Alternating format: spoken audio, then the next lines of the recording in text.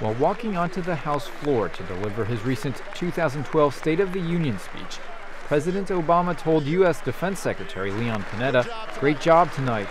It was later explained the comment referred to a late-night U.S. military raid into Somalia to free 2 hostages, including an American aid worker. But Mr. Obama's actual speech made no mention of sub-Saharan Africa.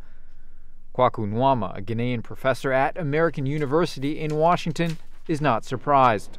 In Africa, it's not big in Washington, and there's no constituency that cares about Africa that much. And I didn't think that the traditional contours of American foreign policy was going to change because there was somebody in the White House with ties to Africa.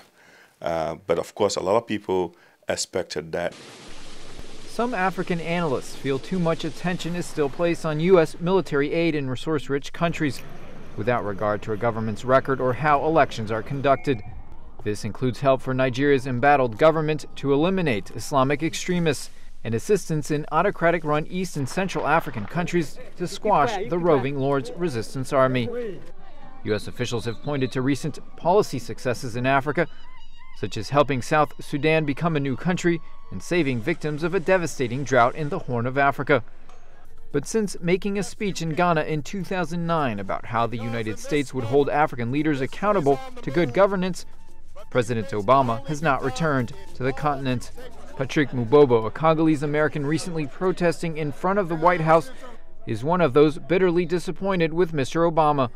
After the U.S. government did little following flawed 2011 elections in his native, mineral-rich and heavily U.S.-assisted Democratic Republic of Congo. We want to tell him that it's over if he doesn't do the right thing for Congo, for the children who are crying and dying.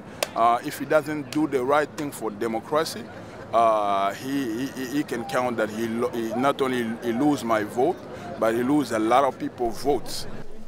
Congolese Americans at this recent protest said they had campaigned vigorously for Mr. Obama in 2008 and even rallied for his health care legislation, but that now they felt disillusioned with the way the U.S. government was dealing with Africa and Africans. Nico, Colombant, VOA News, Washington.